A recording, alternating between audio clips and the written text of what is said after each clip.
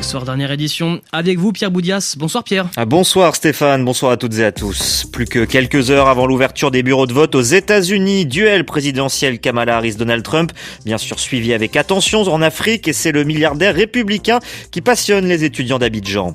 L'Afrique de l'Ouest a besoin de 10 millions d'euros en urgence. Appel au don du Haut Commissariat aux réfugiés pour faire face aux inondations qui ont frappé la région. Une somme qui doit permettre de venir en aide aux personnes déplacées. Fin de campagne sous tension au Somaliland, 4e élection présidentielle dans la région séparatiste de Somalie. Des violences ont eu lieu la semaine dernière dans le sud-est du territoire.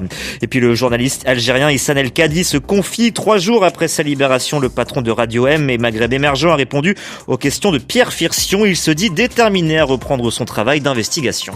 Isoloir, bulletin de vote et assesseurs se préparent aux États-Unis. Dernier réglage avant l'élection présidentielle qui se tient demain dans la première puissance mondiale. Un scrutin qui ne fait pas forcément la une partout en Afrique. C'est le cas en Côte d'Ivoire où c'est à l'université d'Abidjan qu'il faut aller chercher les observateurs les plus passionnés.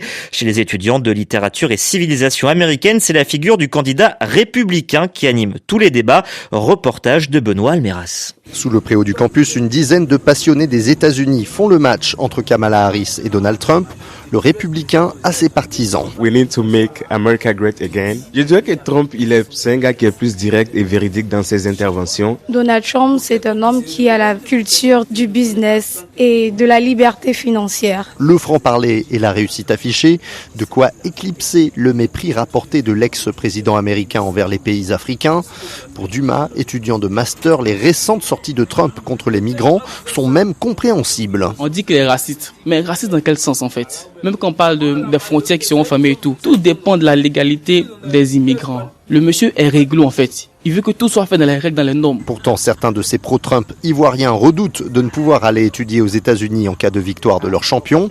Aïcha, elle, soutient Kamala Harris, en partie parce que le candidat républicain l'effraie. Oui, ça me fait peur. Surtout qu'il est contre l'immigration. Son discours il y a des gens qui mangent des chats, des chiens. On repousse des personnes à cause de ça. Pourquoi ne pas trouver une solution pour ces personnes? Et ceux qui soutiennent Kamala Harris espèrent aussi sa victoire pour démontrer que les femmes peuvent diriger la première puissance mondiale.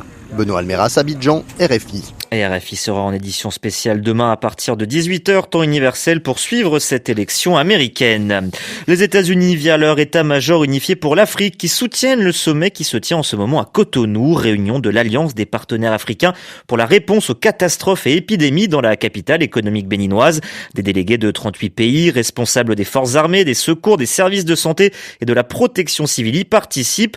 Jean-Luc Aplogan, les travaux ont débuté ce matin sous l'œil attentif de Washington. Très forte présence américaine dans l'organisation avec des documents de présentation en anglais. Les Américains financent les programmes de l'Alliance et apportent également leur expertise. Le ministre béninois de la Santé, Benjamin Hunkpati, définit cette alliance comme un pilier essentiel de solidarité et de coopération entre les pays africains dans la lutte contre les épidémies et les catastrophes. L'occasion pour son collègue de l'Intérieur de parler du dispositif de la sécurité routière face au nombre de morts enregistrés sur les routes béninoises. Alassane Seydou. 700 décès au moins. Face à ce fléau, le gouvernement a pris des mesures adéquates et hardies. Sensibilisation, contrôle du port strict de casque, port de la ceinture de sécurité à bord des véhicules, des radars pour contrôler le non-respect des limitations de vitesse. La seconde journée, mardi, sera un moment fort avec un exercice grandeur nature. Exemple, un cas d'accident de la route et un autre sur la détection d'un cas de Mpox. Selon le ministre de la Santé, c'est tout le dispositif qui sera éprouvé. Benjamin Hunkpati. De l'isolement du cas à sa prise en charge par nos équipes jusqu'au transfert de l'échantillon vers le laboratoire de fièvre hémorragique virale. L'exercice se déroule à la sortie de Cotonou. Une évaluation suivra pour enrichir les manuels de riposte. Jean-Luc Aplogan, Cotonou, RFI. Et cette réunion doit durer 4 jours. Parmi les catastrophes qui frappent l'ouest du continent, les inondations au Niger. Les autorités ont recensé plus d'1,5 million de sinistrés au 1er novembre. Au total, ce sont 5 millions de personnes qui ont été touchées en Afrique de l'Ouest et du Centre suite aux très fortes pluies qui se sont abattues ces dernières semaines. Précipitations liées au changement climatique et dont les effets vont se faire sentir encore plusieurs mois, selon le Haut Commissariat aux réfugiés. Le HCR lance donc une levée de fonds de 10 millions de dollars. William Spindler est porte-parole de l'agence onusienne. Il détaille les principaux besoins dans la région. On doit rappeler que c'est une région qui a vu des déplacements massifs à cause des conflits, des instabilités politiques, etc. On parle de 14 millions de personnes qui ont été déplacées de force. Et en plus, maintenant, on a l'impact des changements climatiques dans cette région. C'est pour ça qu'on a lancé un appel de fonds pour aider les personnes les plus affectées parmi les personnes déplacées de force et aussi les communautés d'accueil en 5 pays de la région, le Niger, le Nigeria, le Tchad, le Mali et le Cameroun. C'est pour répondre aux besoins les plus essentiels, y compris la protection d'abris, d'articles de première nécessité. Et aussi pour renforcer les mesures de prévention des nouvelles vagues de déplacement qu'on pense qu'on peut avoir. Alors, on essaie de renforcer la résilience climatique des communautés en Afrique de l'Ouest et en Afrique centrale. Des propos recueillis par Magali Lagrange. Au Niger, une nouvelle attaque sur un pipeline qui transporte le brut nigérien vers le Bénin. En début d'après-midi, des éléments d'un groupe armé non identifié ont saboté une conduite de l'oléoduc dans la région de Koni, frontalière avec le Nigeria. C'est la seconde fois que des hommes armés s'en prennent à ce pipeline dans cette même zone située à 400 km de la capitale Niamey, causant d'importants dégâts selon des habitants de la région. Lors d'une première attaque en juin dernier, 6 soldats nigériens d'une unité chargée de surveiller l'oléoduc avaient alors été tués. Un mot de l'actualité au Sénégal où l'ancien ministre des Finances et du Budget, Mamadou Moustapha Ba, est décédé des suites d'une courte maladie.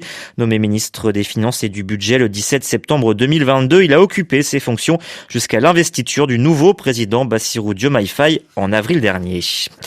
Au Soudan, les combats se concentrent toujours dans la ville d'El Fasher. La capitale du Darfour Nord fait face depuis près de 6 mois aux assauts des forces de soutien rapide du général Hemeti. Les paramilitaires tentent toujours de s'emparer de ce dernier bastion de l'armée régulière dans le Darfour. Alors que la cité est totalement encerclée, les forces du général Al-Bourhan ont commencé à parachuter des hommes sur place pour tenter de relâcher la pression. Précision Ouda Ibrahim. Pour l'armée soudanaise, la ville d'Al-Fasher, capitale du Darfour du Nord, est une ligne rouge. C'est le dernier bastion des forces armées et de leurs alliés au Darfour, dont les 5 États sont catégoriquement passés sous contrôle des FSR. Al-Fasher leur tient toujours tête, alors qu'une victoire des forces du général Hamidti dans cette ville le rendrait absolument incontournable pour toute négociation sur l'avenir politique du pays, affirme Laurent Maréchal, spécialiste du Soudan. L'armée craint de son côté la séparation du Darfour au cas de perte d'Al-Fasher et pèse de tout son poids pour garder la ville en sa possession.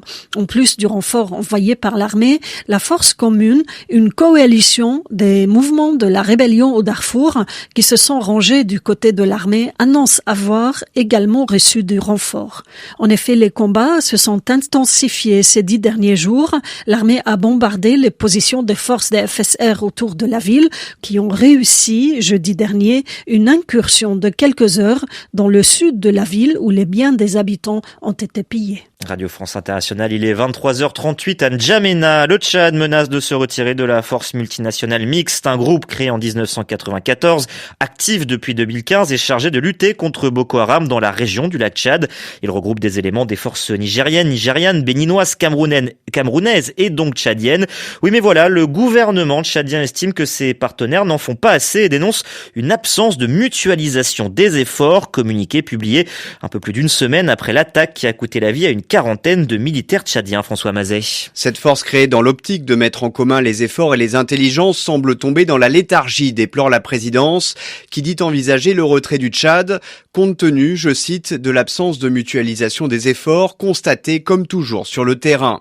Ce communiqué intervient alors que le président Mahamat Idriss Déby se trouve sur place depuis une semaine, mis en scène comme chef de guerre coordonnant l'opération Askanit, lancée suite à la mort d'une quarantaine de militaires tchadiens dans une attaque djihadiste.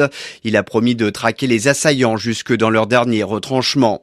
N'Djamena se plaint de manière régulière de la léthargie de ses voisins face aux 2 groupes issus de Boko Haram qui sillonnent la région. Il y a quelques mois pourtant, la force mixte avait mis en avant des succès lors d'une opération Lake Sanity 2 à laquelle le Tchad avait fortement contribué.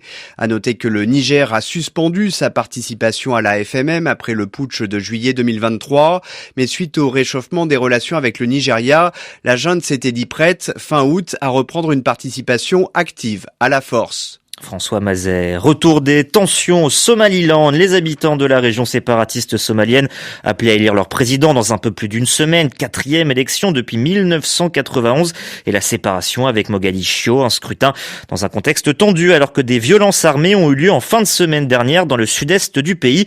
Précision Gaël Alex. C'est vers Rorilugud, dans la région de Togder, que des affrontements entre deux clans ont fait une douzaine de morts et plusieurs dizaines de blessés vendredi, selon des sources sur place.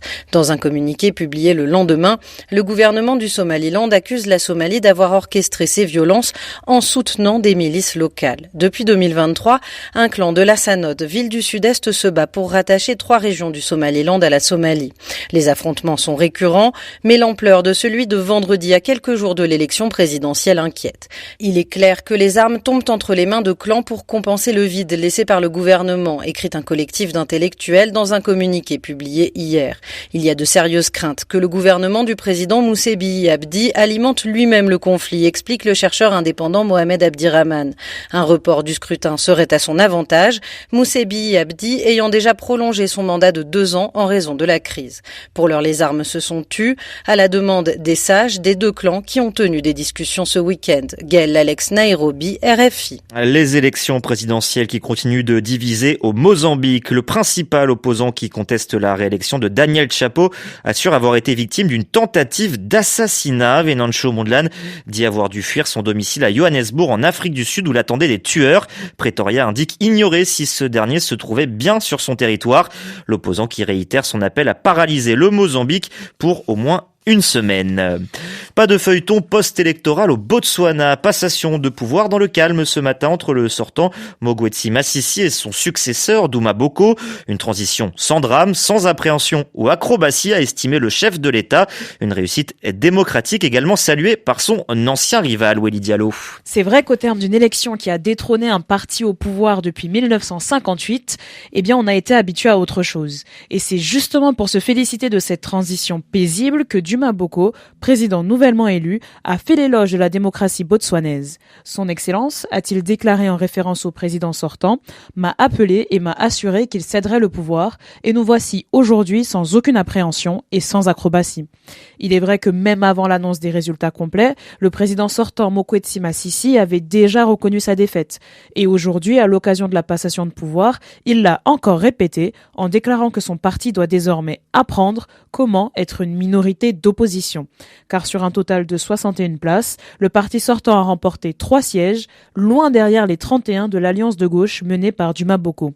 Et c'est dans ce contexte que ce dernier a tenu à marquer la différence entre son pays et les autres, car pour lui, si nous étions dans d'autres pays, nous serions plongés dans des troubles civils, avec les sortants refusant d'accepter les résultats. Le récit de Wely Diallo. Les électeurs devront eux patienter avant de se rendre aux urnes en Guinée-Bissau. Le président Umaro Sissoko Embalo officialise ce soir le report des législatives anticipées prévues initialement le 24 novembre. La semaine dernière, le ministre de l'administration territoriale avait estimé que les conditions techniques et financières pour tenir le scrutin n'était pas réuni.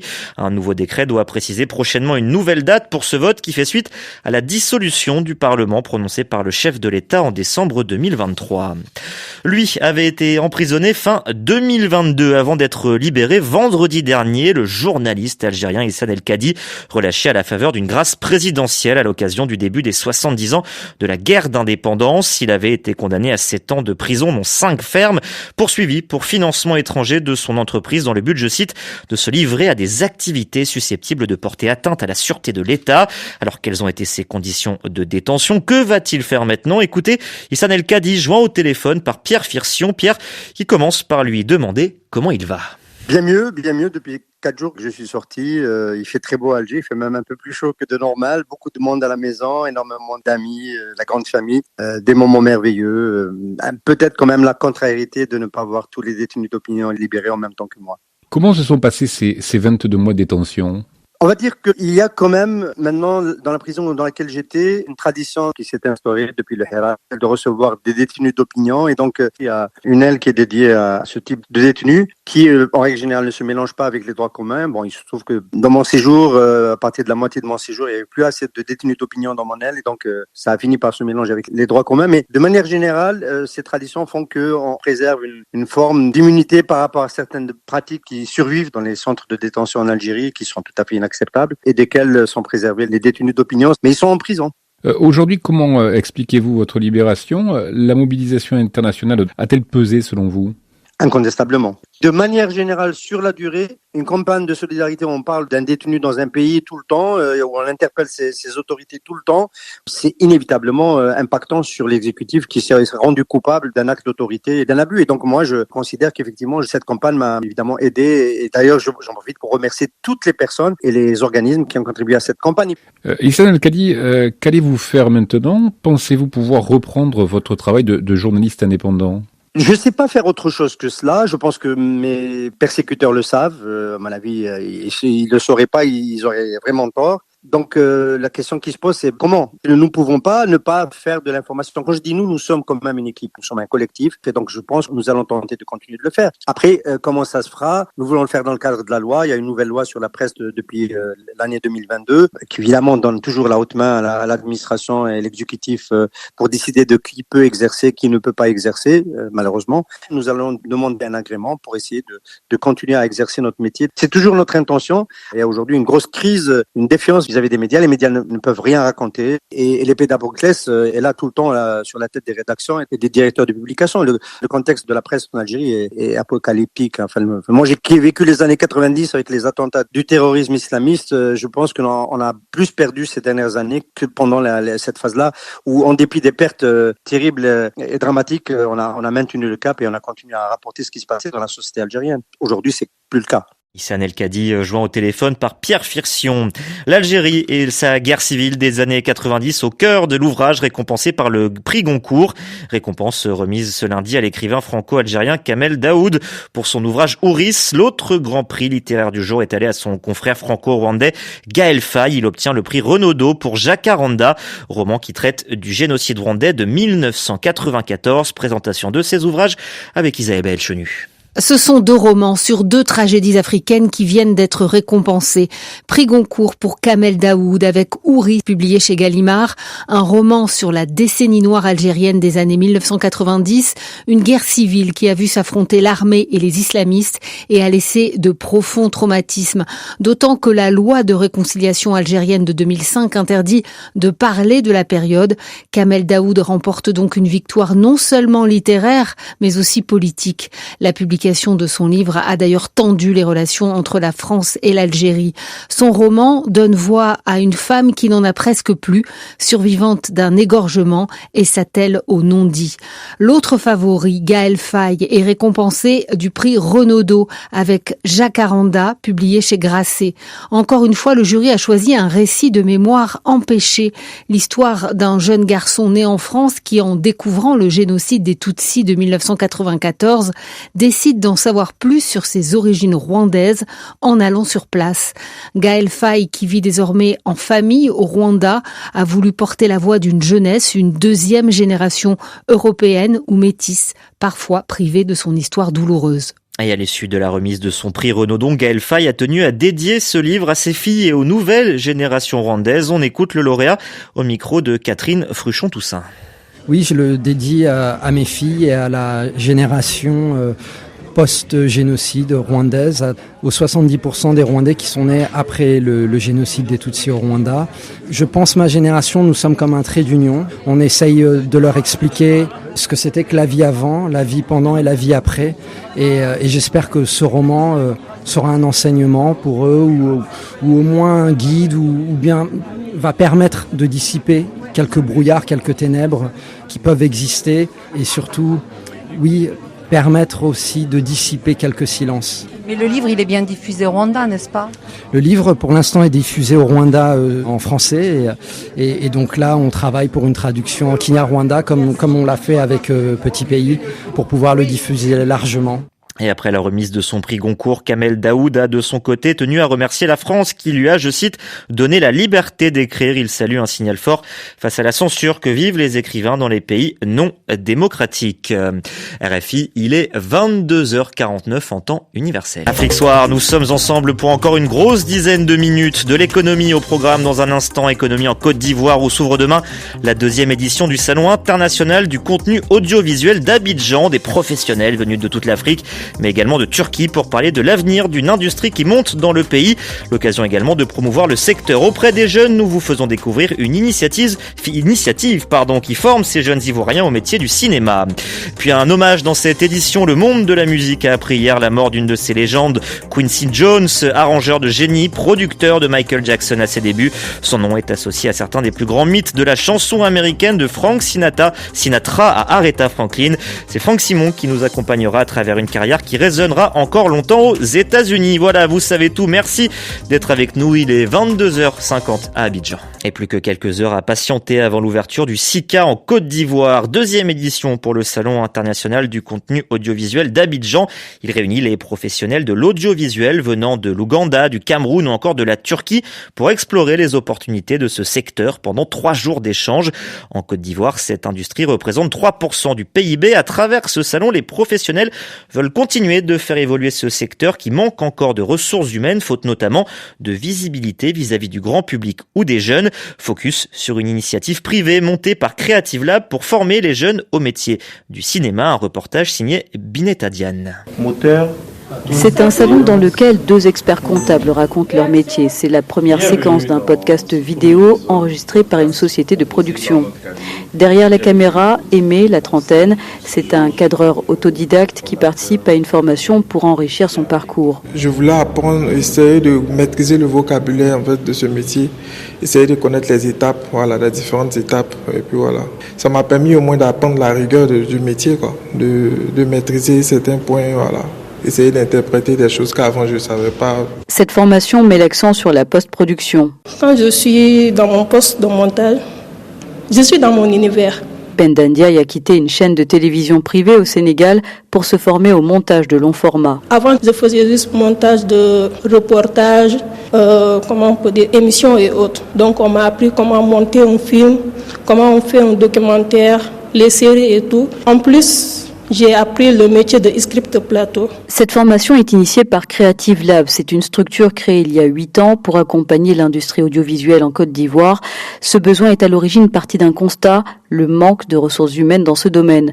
Charlie Kodjo est producteur et cofondateur de Creative Lab. Pas mal de sociétés de production en Côte d'Ivoire sont obligées de faire venir la main-d'œuvre de l'extérieur, notamment du Sénégal, du Maroc, du Burkina Faso, ou de la France sur certaines productions. On manque de scénaristes, de bons scénaristes, on manque de bons réalisateurs, on manque de directeurs photo, on manque de monteurs, on manque d'ingénieurs de son. Franchement, sur toute la chaîne de valeur, il y a un besoin de renforcer en termes de ressources humaines. Son associée dans ce projet, Cynthia Nassardine, est actrice et productrice. Selon cette jeune, ce secteur est en pleine expansion. C'est vrai qu'on vide beaucoup de subventions étatiques, mais petit à petit, le secteur privé commence aussi à s'intéresser à notre industrie, ce qui crée beaucoup plus de facilité d'expansion. Donc aujourd'hui, on peut en vivre. Au-delà des productions pour des entreprises privées, les débouchés concernent également la réalisation de séries pour les chaînes de télévision. À cela s'ajoute un réseau de salles de cinéma qui progressivement s'étend dans la capitale économique ivoirienne. Binta Diane, Abidjan, RFI. Il est 23h53 à Paris et Yaoundé. Un hommage maintenant, un hommage à une légende dans Afrique Soir.